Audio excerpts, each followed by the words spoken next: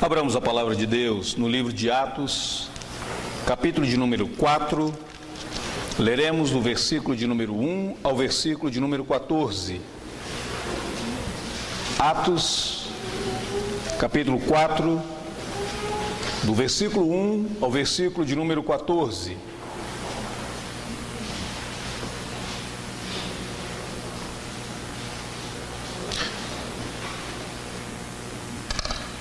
Tem sido instrutivo observar esses ensinamentos da palavra de Deus acerca daquela igreja cristã logo nos seus primeiros anos. Uma igreja nova, uma igreja cheia do Espírito Santo de Deus, uma igreja que enfrentava dificuldades. E a partir agora do capítulo 4 nós veremos que são dificuldades externas, que eram dificuldades externas e internas. E isso nos ajuda a aprendermos como que nós também podemos responder corretamente a essas dificuldades no contexto, no mundo no qual nós vivemos. Algumas pessoas acham que era um contexto totalmente diferente do nosso. E você observa pela leitura do livro que não é. Nós vivemos em uma sociedade pluralista. E o pluralismo, ele é até bem-vindo quando nós falamos de um pluralismo cultural, pessoas de diferentes culturas, diferentes costumes, se ajuntando, celebrando nesse mundo globalizado. Mas existe uma espécie de pluralismo que muitas vezes traz dificuldades para nós.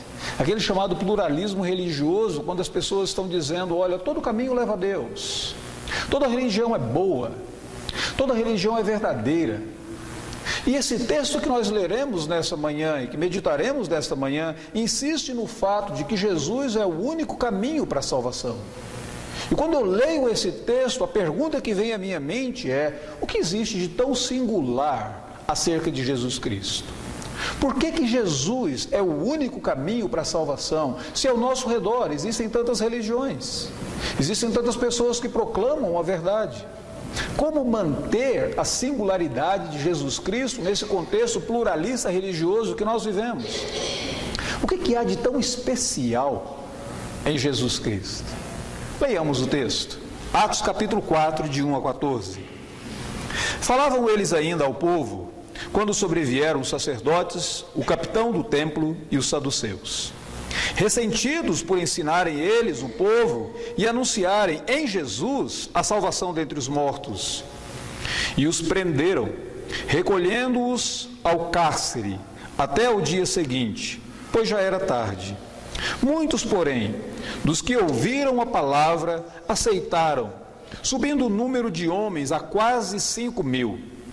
No dia seguinte, reuniram-se em Jerusalém as autoridades, os anciãos e os escribas, com o sumo sacerdote Anás, Caifás, João, Alexandre e todos os que eram da linhagem do sumo sacerdote. E pondo-os perante eles, os arguíram: com que poder ou em nome de quem fizestes isto?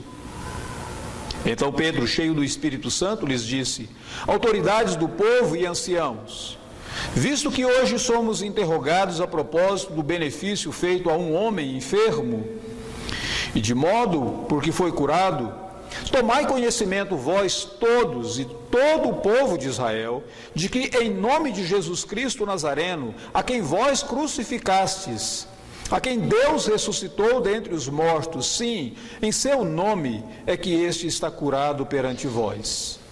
Este Jesus é pedra rejeitada por vós, os construtores, a qual se tornou a pedra angular.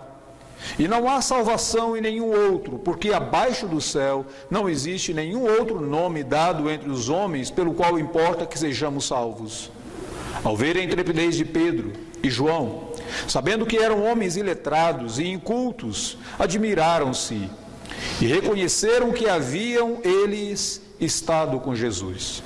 Vendo eles o homem que fora curado, nada tinham a dizer em contrário. Esse é o texto.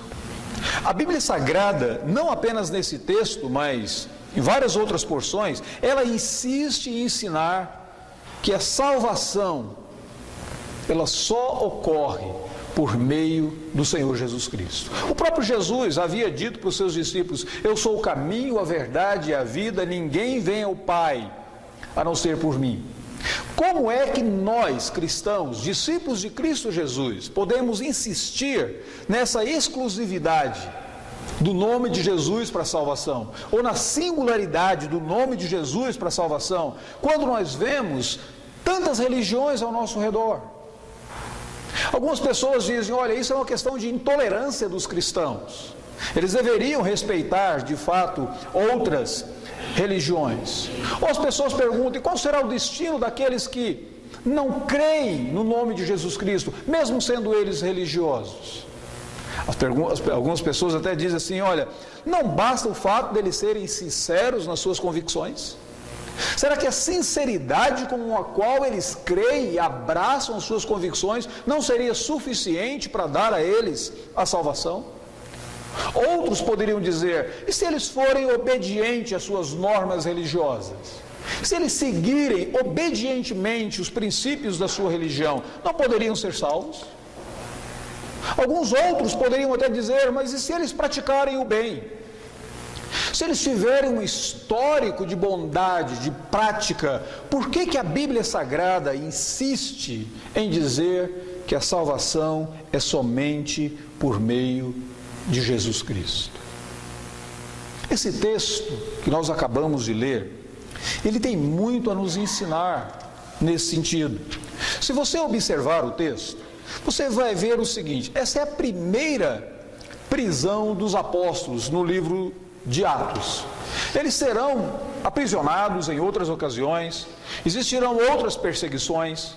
Um outro aprisionamento vai resultar, inclusive, na morte de um apóstolo, Tiago.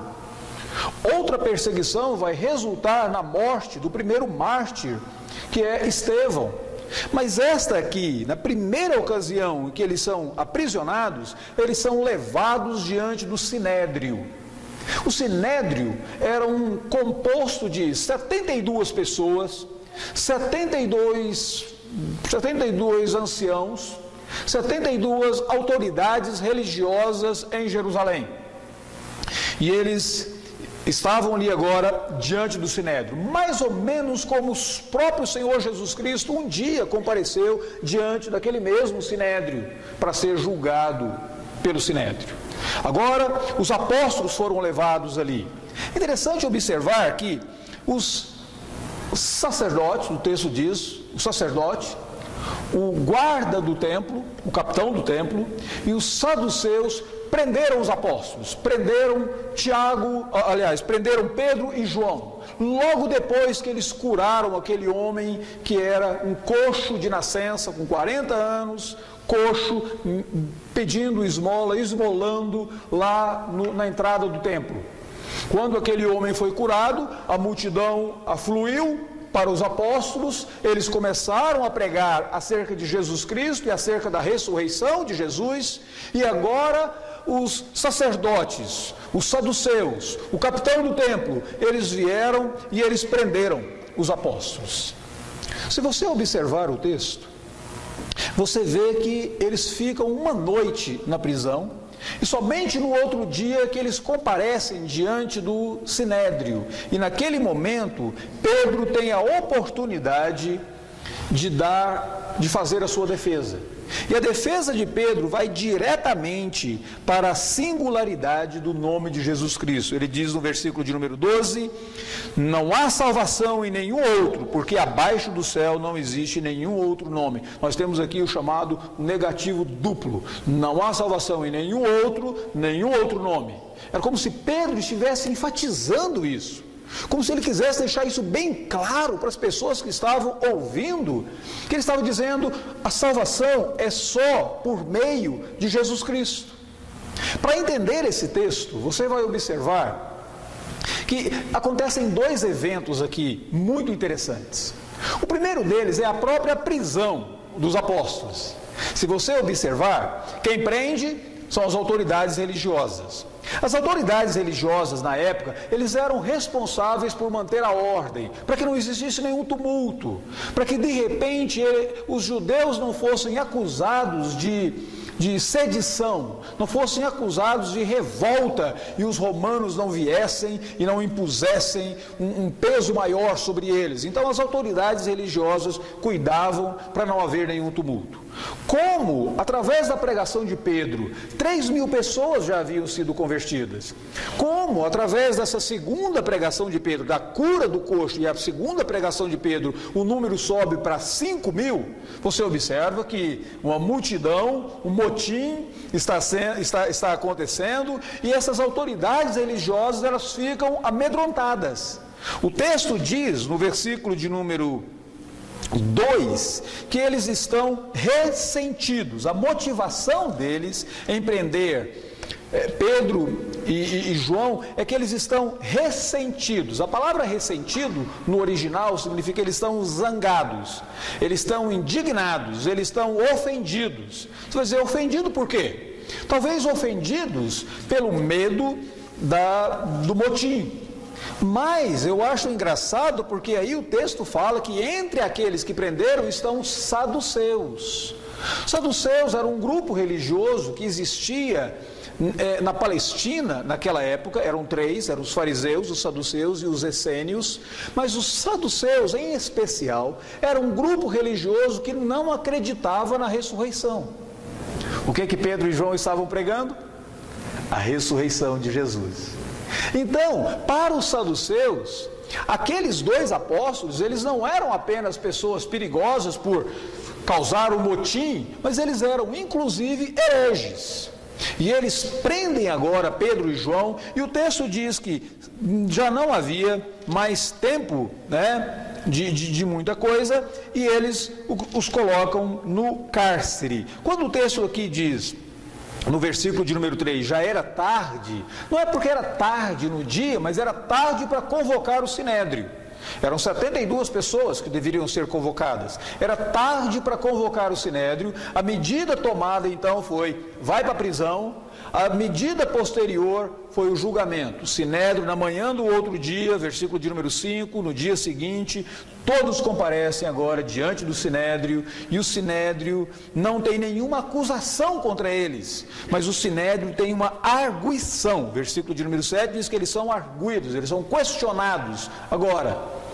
E nesse questionamento, a semelhança daquilo que havia acontecido com Jesus Cristo. Eu fico imaginando Pedro e João diante do sinédrio, lembrando-se do que havia acontecido com Cristo Jesus. Eles não tinham nenhum motivo de confiar naqueles 72 anciãos que estavam ao redor deles, porque eles haviam torcido as palavras de Jesus, eles haviam ordenado ou condenado o Senhor Jesus Cristo, mesmo sem motivo algum.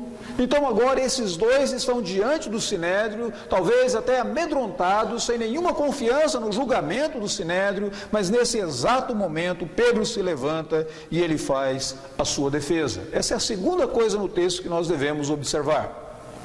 Na defesa de Pedro, há algo muito interessante. Existe um padrão na Escritura Sagrada, especialmente no livro de Atos, que diz assim o texto, versículo de número 8: Pedro, cheio do Espírito Santo, lhes disse, autoridades do povo e anciãos, e ele proclama Jesus. O padrão que aparece no livro de Atos é sempre assim: plenitude do Espírito Santo resulta em proclamação. É importante enfatizar esse padrão, porque nós vivemos hoje em uma época em que muitas pessoas nas igrejas, muitos religiosos, elas pensam que plenitude do Espírito Santo resulta em milagres. Plenitude do Espírito Santo resulta em falar em línguas. Plenitude do Espírito Santo resulta em profecias. Na Bíblia Sagrada, no livro de Atos, plenitude do Espírito Santo resulta em pregação do Evangelho. O indivíduo é cheio do Espírito Santo de Deus e ele não se contém, ele começa a anunciar Jesus Cristo, ele fala acerca de Jesus Cristo. Nós já havíamos visto isso lá no capítulo de número 2, quando o Espírito desceu sobre os apóstolos, eles ficaram cheios do Espírito Santo e começaram a proclamar as maravilhas de Deus. Agora Pedro, cheio do Espírito Santo, proclama Jesus Cristo para aqueles 72 anciãos, para aquele sinédrio. Você vai dizer, mas por que isso? Porque o ministério do Espírito Santo na Bíblia Sagrada é sempre cristocêntrico. Quando alguém é cheio do Espírito Santo, essa pessoa passa a amar mais a Jesus, ela passa a falar mais de Jesus, ela passa a andar de uma forma mais clara e firme nos caminhos de Jesus. O Espírito Santo, ele impulsiona a mim e a você para termos uma comunhão e uma intimidade maior com Jesus. Estar cheio do Espírito Santo é ter esse desejo veemente de estar mais perto de Cristo, em comunhão íntima com Cristo e falar de Cristo para as outras pessoas. Aqui está o padrão. O que Pedro faz? Ele faz uma transição. Ele diz: olha, eu sei que é por causa da cura de um homem que vocês nos trouxeram aqui, nós estamos sendo interrogados por vocês, mas eu quero dizer que esse homem foi curado no nome de Jesus Cristo, qual é o único nome por meio que pode trazer salvação a alguém, ou por meio do qual alguém pode ser salvo, porque não existe nenhum outro nome dado abaixo do céu, dado entre os homens, pelo qual importa que sejamos salvos. Pedro faz uma transição da cura para a salvação, rapidamente. Ele usa a cura daquele paralítico como se fosse uma ilustração para a salvação que Cristo nos dá. Deixa eu apenas falar uma coisa com vocês, porque muitas vezes, quando nós falamos sobre salvação, e quando nós pregamos sobre salvação, as pessoas às vezes elas entendem salvação como se salvação fosse apenas livrar do inferno e livrar da morte eterna. Livramento do inferno, ou livramento da morte eterna, são resultados, consequências da salvação. Essa não é a essência da salvação. Quando alguém é salvo em Jesus Cristo, não é porque essa pessoa foi livre do juízo eterno ou do inferno eterno. Salvação é como uma cura espiritual.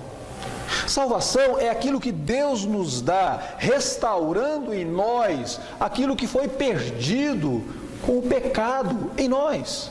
Aquele aspecto da imagem de Deus, no qual nós fomos originalmente criados, mas que por causa do pecado ele foi danificado.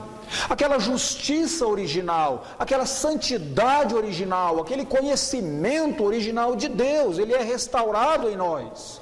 Quando alguém é salvo em Cristo Jesus, essa pessoa passa a ter um conhecimento e uma intimidade com Deus que antes ela não tinha.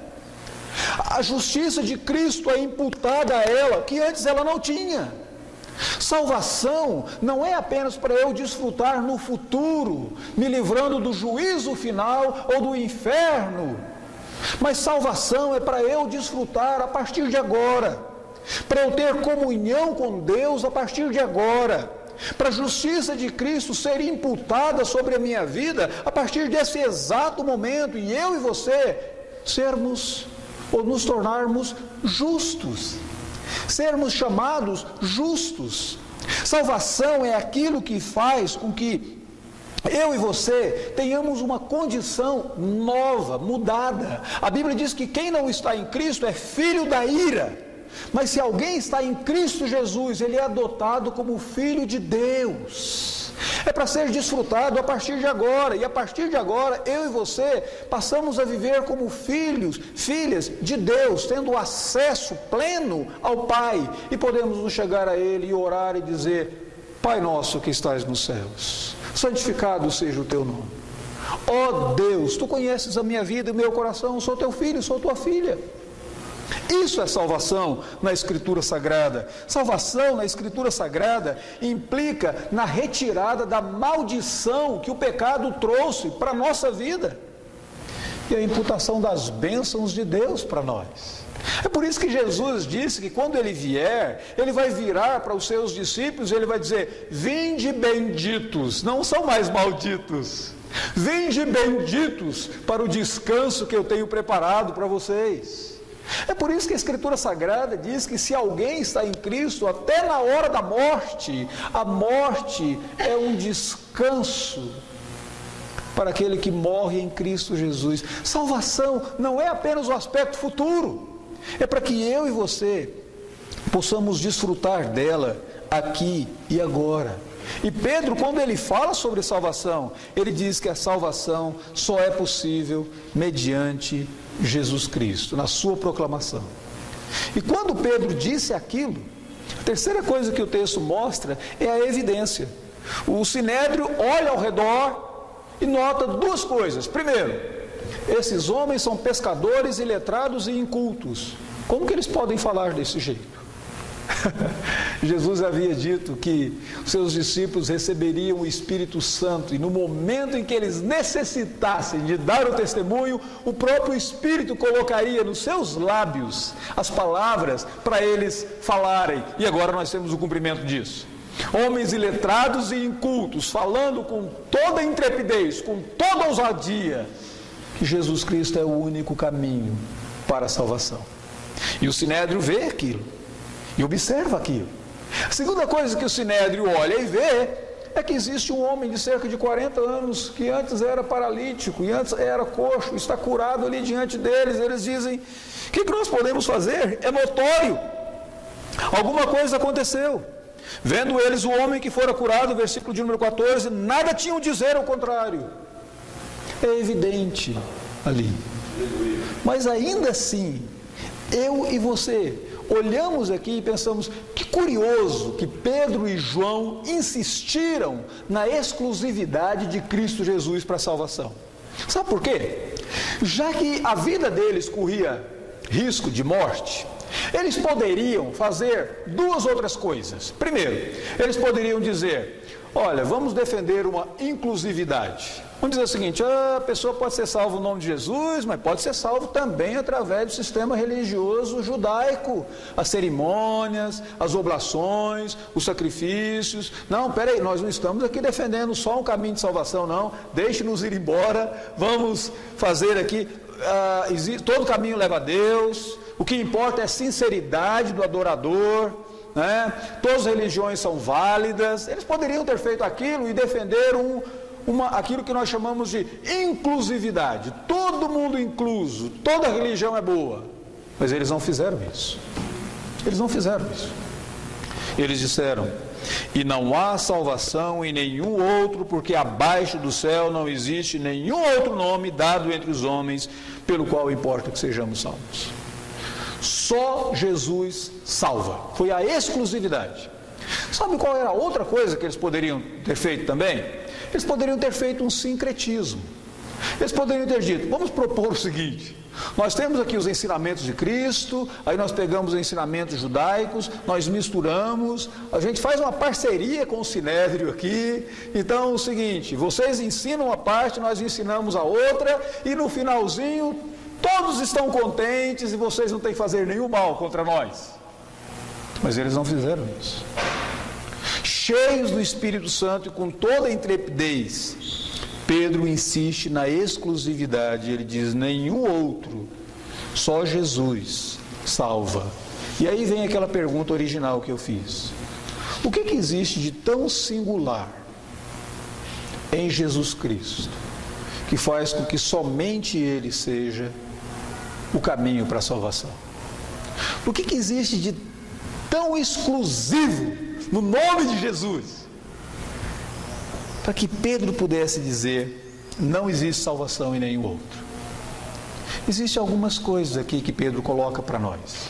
Em primeiro lugar, dá uma olhada no versículo de número 10, quando ele diz assim: tomai conhecimento vós todos e todo o povo de Israel, que em nome de Jesus Cristo, o Nazareno, a quem vós crucificaste e a quem Deus ressuscitou dentre os mortos, sim, em seu nome é que esse está curado perante vós. Esse versículo nos fala pelo menos de 3 aspectos muito interessantes aqui. Ele está dizendo: olha, vocês conhecem Jesus o Nazareno, então deixe-me dizer uma coisa para vocês: a vida que Jesus viveu faz dele uma pessoa singular. Ele é Jesus, o Nazareno, que vocês conhecem muito bem, vocês sabem como foi que ele viveu. O sinédrio conhecia a história de Jesus, e o sinédrio sabia que Jesus viveu, antes de mais nada, uma vida de autenticidade. Porque o próprio Sinédrio não conseguiu acusar Jesus Cristo de nenhum pecado, de nenhum erro, de nenhum malefício. Eles interrogaram Jesus, eles trouxeram inclusive algumas falsas testemunhas para lançar acusações contra Jesus, mas a vida do Senhor Jesus Cristo sempre foi uma vida de autenticidade. Ninguém viveu vida tão autêntica como o Senhor Jesus Cristo. E o Sinédrio sabia daquilo. Por que Jesus é tão singular? Em primeiro lugar, por causa da vida que ele viveu. Jesus viveu uma vida que de fato conformava as suas palavras. O que ele pregava, ele praticava. E aquilo que ele praticava, de novo, ele proclamava. Uma vida autêntica. Autêntica. Aquele próprio Sinédrio tentou, mas não conseguiu. Uma outra coisa, a própria vida de Jesus, ela foi tão importante que ela impactou outras pessoas. Se você observar no versículo de número 13, vai dizer que o Sinédrio fica impressionado, porque eles olham para Pedro e João, veem a eloquência com que eles falam, e eles reconhecem que eles haviam estado com Jesus Cristo. É como se ele estivesse dizendo, somente alguém que viveu com esse Nazareno poderia falar, poderia ter tamanha coragem como esses homens agora têm. Somente alguém que conviveu com aquele Nazareno poderia não considerar a sua vida demasiadamente preciosa para si mesmo. A vida de Jesus causou um impacto agora na vida dos apóstolos, e o Sinédrio notou aquilo. O que existe de tão singular sobre Jesus? A maneira como ele viveu, a vida dele. A segunda coisa que o texto diz, que havia de tão singular sobre Jesus, a morte que ele morreu. Olha no versículo de número 10 ainda. Tomai conhecimento, em nome de Jesus Cristo Nazareno, a quem vós crucificaste.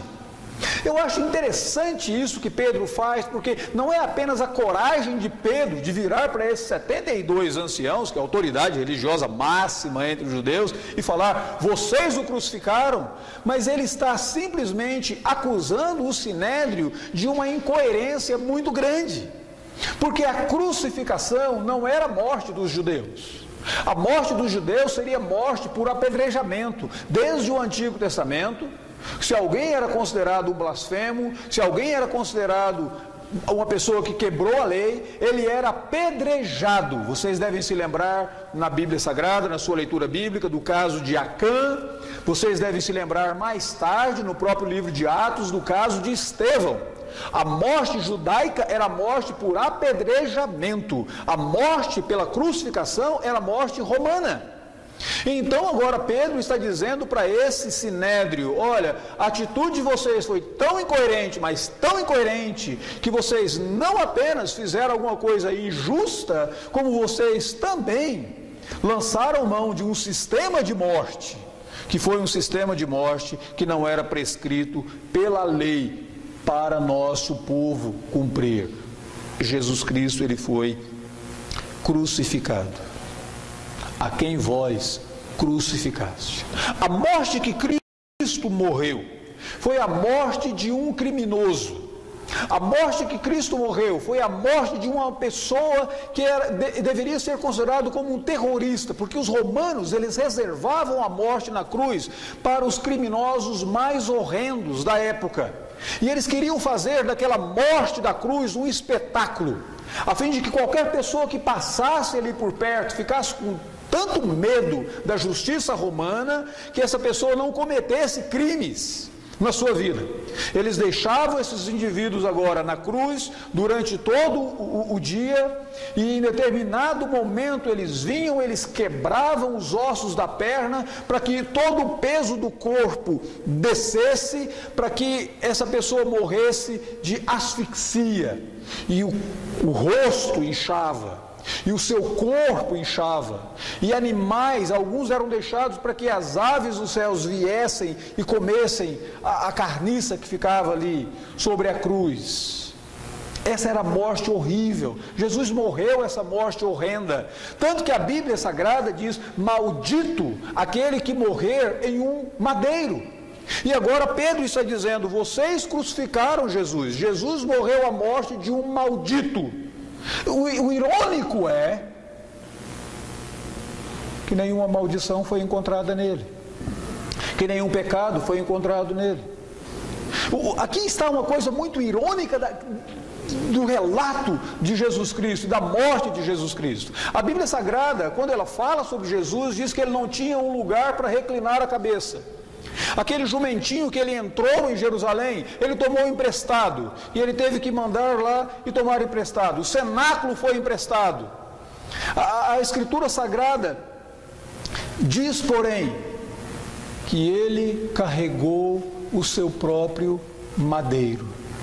Não é interessante você pensar que tudo aquilo que a Bíblia Sagrada diz que Jesus não tinha, ou que foi emprestado, pertencia a ele, porque ele é o Criador de todas as coisas? Aquele jumentinho pertencia a ele. Os lugares que ele dormia, todos eles pertenciam a ele. Ele foi o Criador, ele é o Senhor de todas as coisas. Tem uma coisa que nunca pertenceu a Jesus, e a Bíblia diz: ele carregou o seu madeiro. A morte que ele morreu, a cruz na qual ele foi crucificado, essa é uma das maiores ironias no relato bíblico, porque aquela cruz era minha e era sua. Aquela cruz era desse sinédrio.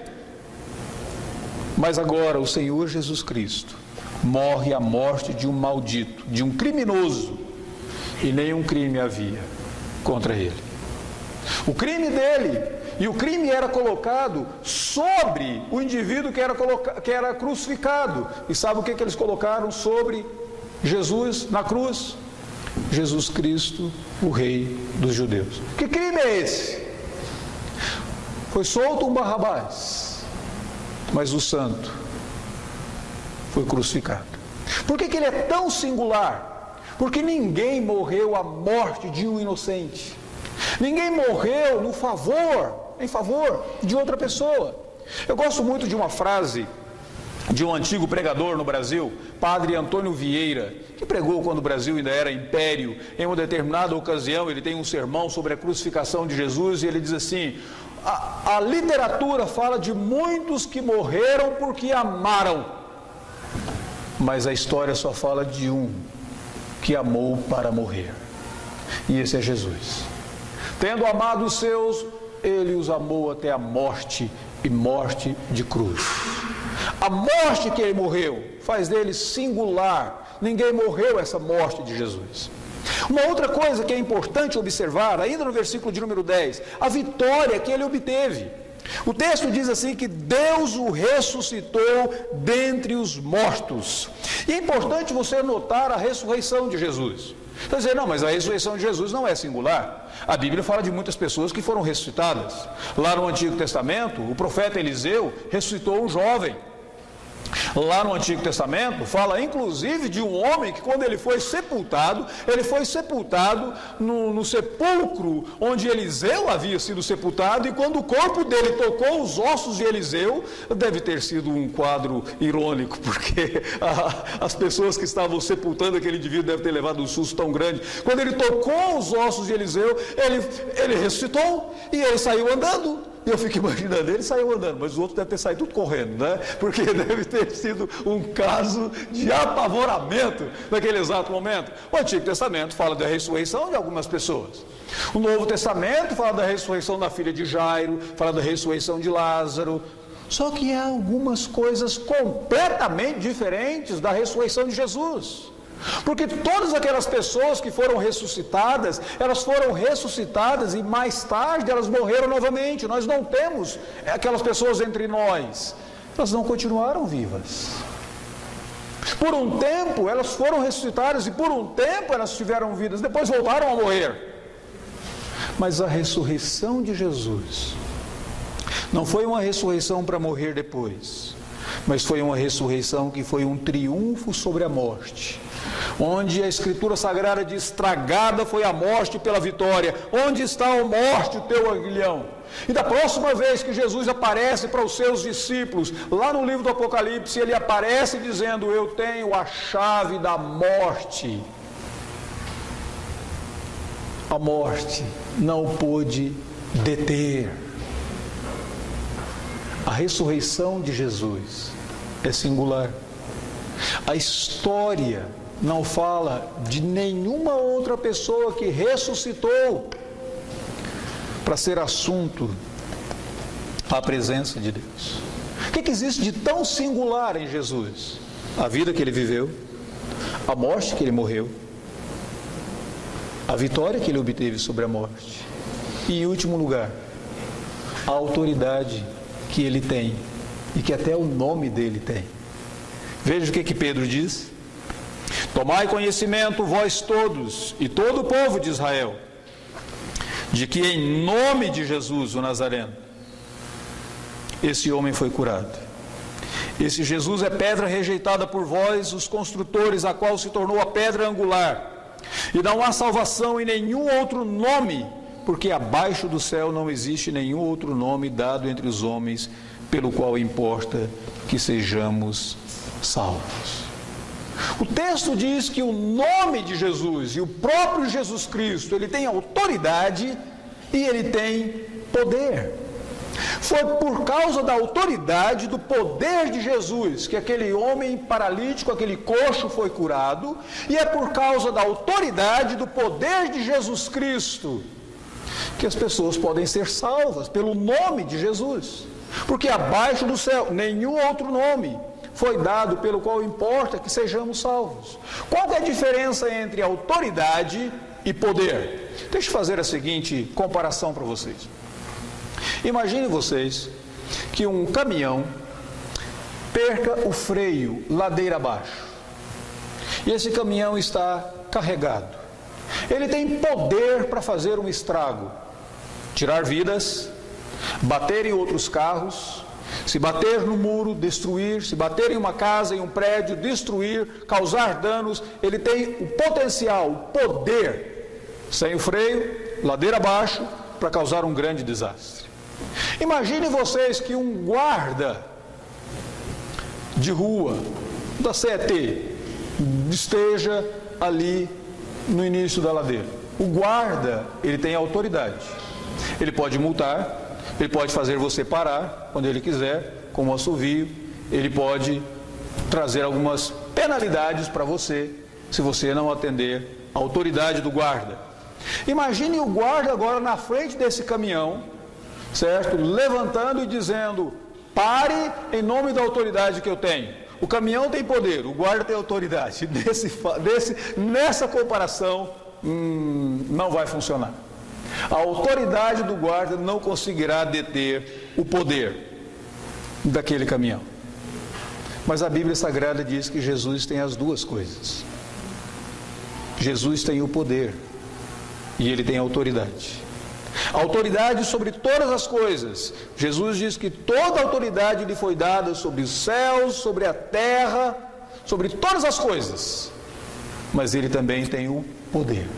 Ele tem a autoridade para salvar, ele tem o poder para curar, e ele tem o poder para transformar a minha vida e a sua vida. E agora Pedro, apontando para o poder e a autoridade que Jesus tem, que o nome de Jesus tem, ele diz: nenhum nome foi dado abaixo dos céus, pelo qual importa que sejamos salvos. O que existe de tão singular em Jesus Cristo? Por que Jesus é o único caminho que nos conduz a Deus? Por causa da vida de autenticidade que ele viveu, por causa da morte que ele morreu, por causa da vitória sobre a morte que ele obteve, por causa do poder e autoridade que ele tem, que Deus o Pai lhe conferiu e deu a ele. Nenhum outro nome, nenhuma outra pessoa tem essas autoridades. Interessante você observar, até mesmo nos evangelhos, até mesmo Maria, aquela que foi usada por Deus para trazer ao mundo o Salvador. Maria, no seu canto, no chamado Magnificat, lá no Evangelho de Lucas, ela diz: minha alma engrandece ao Senhor, e o meu espírito se alegra em Deus, o meu Salvador. Maria reconhece, ela precisa de um Salvador. A minha pergunta para você nesta manhã são duas. Se você está aqui, é um visitante, você nunca ouviu essa mensagem antes, você nunca ouviu falar de que a salvação é somente em Jesus Cristo, hoje você ouviu, e eu diria, você já foi a Ele e disse: Senhor, Tu és o meu único Salvador. Tu és o meu único Salvador. E eu quero, de fato, a partir de hoje, viver contigo como o meu único Salvador. Para você que já fez isso, a minha pergunta é: você tem se deleitado na salvação que Cristo te concede? Ou em alguns momentos na sua vida você ainda procura um outro Salvador funcional? Não, eu não vou recorrer a Deus agora não, porque eu posso resolver isso, se eu tiver tanto na minha conta bancária, isso resolve o meu problema. Se meu amigo me ajudar agora, é isso que vai ser a minha salvação.